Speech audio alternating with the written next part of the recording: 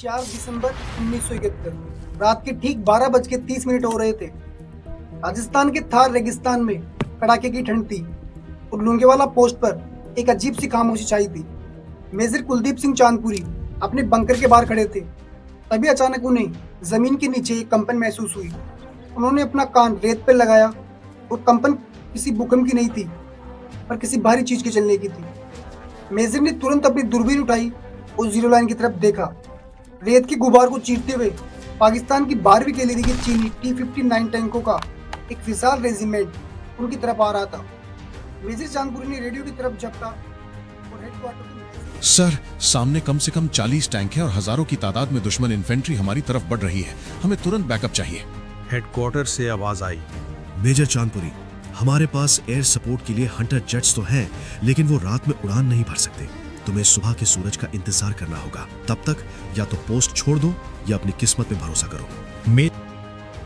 Major Chandpuri ने radio operator की तरफ देखा और गहरी सांस ली। उनके पास सिर्फ 120 जवान थे और सामने 3000 की फौज। लॉजिक कह रहा था कि पीछे हट जाओ, लेकिन अगर वो पीछे हट जाते तो दुश्मन देश के अंदर घुस जाते। अगले कुछ सेकंड्स में मेजर ने अपनी जीप निकाली और पोस्ट के सामने एक कच्ची कटीली बाड़ बिछा दी। ये कोई माइंस नहीं थे, ये सिर्फ एक धोखा था। लेकिन उस रात उस एक धोखे ने और 120 जवानों के जिगर ने पाकिस्तान के ब्रेकफास्ट इन जैसलमेर के सपने को शमशान में बदल दिया था। ये किस्सा एक शौर्य का ही नहीं, बल्कि उस पल्प यानी कि झांसे का है जिसने 1971 की जंग का रुख मोड़ दिया था। इसका नाम था द बैटल ऑफ लुंगेवाला। दिसंबर 1971 भारत और पाकिस्तान के बीच तनाव चरम सीमा पर था, लेकिन राजस्थान का यह सेक्टर मिलिट्री नक्शे पर लो प्रायोरिटी माना जा रहा था। भारतीय आलाकमान को यकीन था कि पाकिस्तान रेगिस्तान के रास्ते बड़ा हमला करने की बेवकूफ़ी नहीं करेगा। इसलिए लोंगेवाला की सूनी पोस्ट पर तैनात की गई सिर्फ 23 पंजाब रेजिमेंट अल्फा कंपनी कमान थी। मेजर कुलदीप सिंह चांदपुरी के हाथ में कमान थी। मेजर कुलदीप सिंह चांदपुरी कोई फिल्मी हीरो नहीं थे, एक मजहबी प्रोफेशनल थे। उन्हें और उनके 120 जवानों को यह सिर्फ एक काम के लिए भेजा गया था, आई एंड एयर बनना, यानी कि नजर रखो और रिपोर्ट करो। उनके पास भारी हथियारों के नाम पर सिर्फ 2 jeep mounted M40 recall rifle यानी RCL गन्स थी।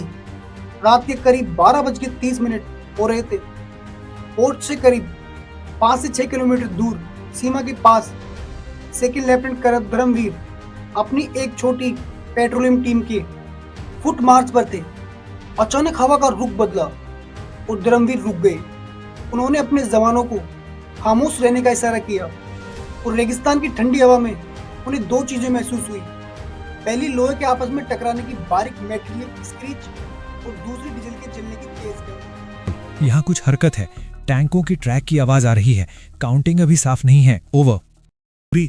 हमारे पास वहां भेजने के लिए ना तो अतिरिक्त जवान है और ना ही टैंक। हमारे पास वायुसेना के हंटर विमान हैं, लेकिन उनके पास नाइट विजन नहीं है। वो सूरज निकलने से पहले उड़ान नहीं भर सकते। तुम्हारे पास 2 रास्ते हैं, या तो सुबह तक अपनी पोजीशन होल्ड करो या फिर पीछे हटकर रामगढ़ आ जाओ। एक चकमेट जैसी स्थिति थी। 120 जवान और 2 पुरानी RCL गन, बेनाम पाकिस्तान 22वीं कैलेरी के 45 टैंक।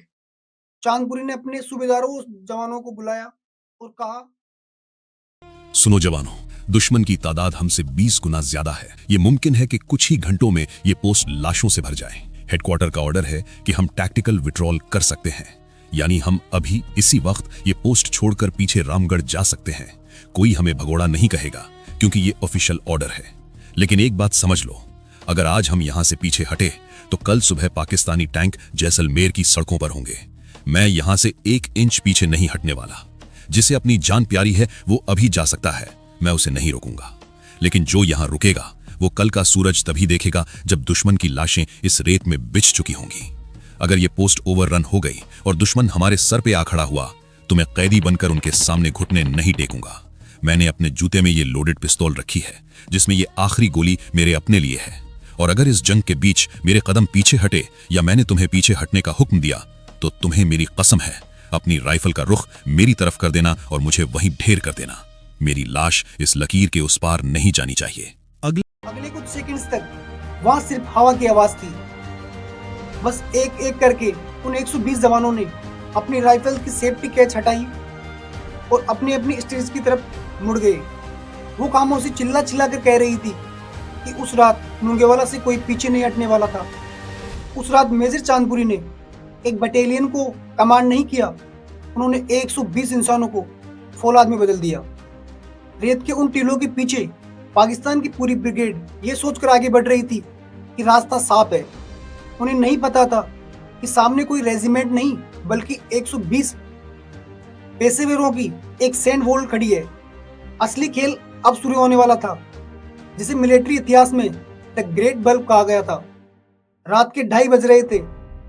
पाकिस्तानी टैंकों का काफिला लुंगेवाला पोस्ट के इतना करीब था कि मेजर चांदपुरी अपने बंकर से उनकी हेडलाइन देख सकते थे।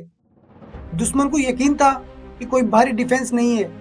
उनके लिए जैसलमेर जाने वाले रास्ते एक मामूली रुकावट थी, लेकिन मेजर चांदपुरी ने एक ऐसी स्ट्रेटेजिक चाल चली जिसका जिक्र आज भी मिलिट्री अकेडमीज में किया जाता था।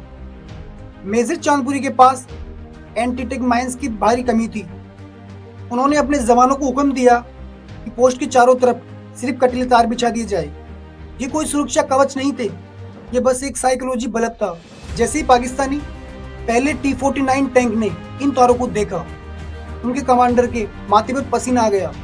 मिलिट्री प्रोटोकॉल कहता है जहाँ कटीले तार हैं वहाँ माइंस पक्के हैं। पाकिस्तान की पूरी इन्फेंट्री और टैंक रेजिमेंट वहीं रुक गए। उन्होंने अपने इंजीनियर्स को बुलाया और अगले 2 घंटे तक उस नकली माइंस को चेक करने में बर्बाद कर दिए, जो वह थे ही नहीं। इन 2 घंटों ने लुंगेवाला की किस्मत बदल दी। इसी दौरान मेजर चांदपुरी ने अपनी दूसरी चाल चली। उन्होंने अपनी 2 RCL गन वाली जीपों को रेत के ऊंचे टीलों के पीछे छिपा दिया।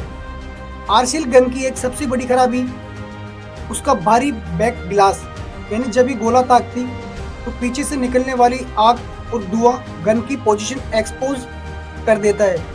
मेजर चांदपुरी का निर्देश साफ था, एक शॉट मारो और तुरंत पोजीशन बदलो। जैसे ही पाकिस्तानी टैंकों ने आगे बढ़ने की कोशिश की, भारतीय जवानों ने सटीक निशाना साधा। अंधेरे में पाकिस्तानियों को ये समझ ही नहीं आया कि उन पर हमला कहां से हो रहा है। उन्हें लगा कि लुंगेवाला पोस्ट भारत की कोई बड़ी बटालियन मौजूद है।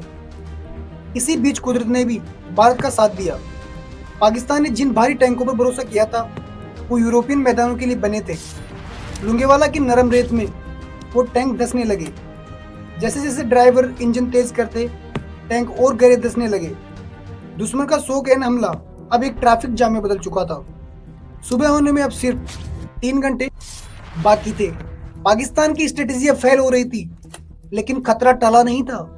उनके पास अब भी हजारों की तादाद में पैदल सेना थी जो किसी भी वक्त पोस्ट को घेर सकती थी। चांदपुरी के 120 जवान थक चुके थे और गोलियां भी कम हो रही थी और सूरज निकलने में अब भी वक्त था। सारा दारमदार अब एक ही चीज पर था, क्या वायुसेना के हैंटर जेट समय पर पहुंच पाएंगे। 5 दिसंबर की सुबह लुंगेवाला पोस्ट पर मेजर चांदपुरी और उनके जवानों के पिछले 8 घंटे किसी सदी से कम नहीं थे।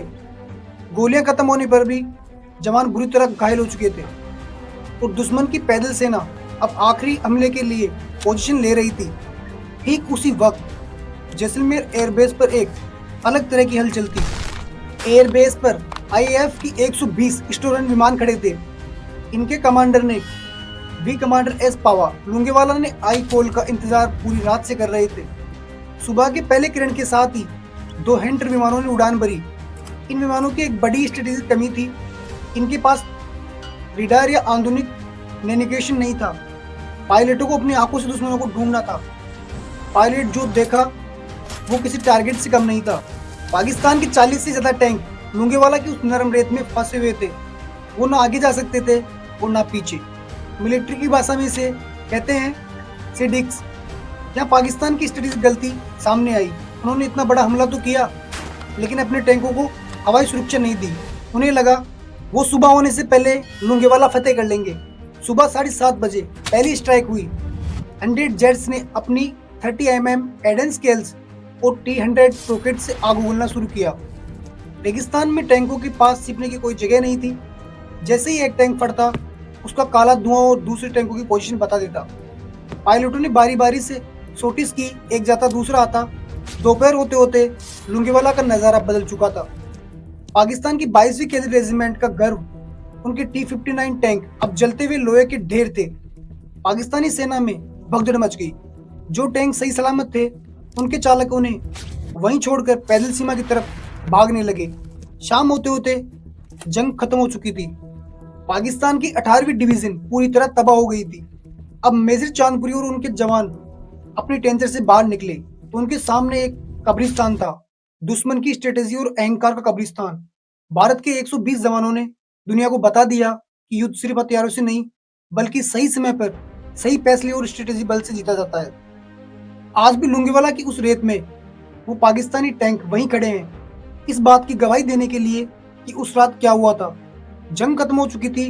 लुंगेवाला की वो तपती रेत अब ठंडी हो रही थी, लेकिन वो निशान वहां छूट गए। उन्होंने इतिहास की दिशा बदल दी। दुनिया की मिलिट्री एक्सपर्ट्स आज भी इस बात पर सर खुजलाते हैं कि सिर्फ 120 जवानों ने 3000 की फौज 45 टैंकों को कैसे रोक लिया। इसका जवाब बहादुरी तो है ही, लेकिन इससे बड़ा जवाब है इरादा। लुंगेवाला की इस जीत सिर्फ एक पोस्ट को बचाने की कहानी नहीं थी, ये जैसलमेर को बचाने की कहानी थी, ये जोधपुर को बचाने की कहानी थी। अगर उस रात मेजर चांदपुरी की कंपनी पीछे हट जाती तो पाकिस्तान का ब्रेकफास्ट इन जैसलमेर का सपना सच हो जाता। भारत पश्चिमी मोर्चा ढह जाता और सन 1971 की जंग का नतीजा कुछ और ही होता। इस जीत ने पाकिस्तान का ध्रुव का इक्का छीन लिया, जिससे वो समझौते की बेस पर इस्तेमाल करना चाहता था। लुंगेवाला की हार ने पाकिस्तानी सेना की कमर तोड़ दी। इसके ठीक 11 दिन बाद ढाका में 93,000 पाकिस्तानी सैनिकों ने सरेंडर किया और दुनिया के नक्शे पर एक नया देश उभरा, बांग्लादेश। भारत ने उस रात लुंगेवाला पोस्ट पर अपने सिर्फ 2 जवान खोए। वहीं पाकिस्तान के 200 से ज्यादा जवान और 24 से ज्यादा टैंक उसी रेत में दफन हो गए। आज भी जब आप रेगिस्तान की उन खामोश रातों में लुंगेवाला से गुजरोगे तो आपको रेत के टीलों के पीछे से वो लोहे की रगड़ और इंजनों की गूंज सुनाई देगी। वो टैंक आज भी वहीं खड़े हैं, जंग खाए हुए, बेबस और लाचार। वो टैंक पाकिस्तान की उस सबसे बड़ी भूल की गवाही देते हैं जो उन्होंने 1971 की रात में की थी। उन्होंने सोचा था कि रास्ता साफ है। उन्हें अंदाजा भी नहीं था कि भारत की सरहद पर लोहा नहीं, फौलादी जिगर पहरा दे रहे थे। इसे कहा जाता है द बैटल ऑफ लुंगेवाला। एक ऐसी जंग जो जीती नहीं गई, रची गई।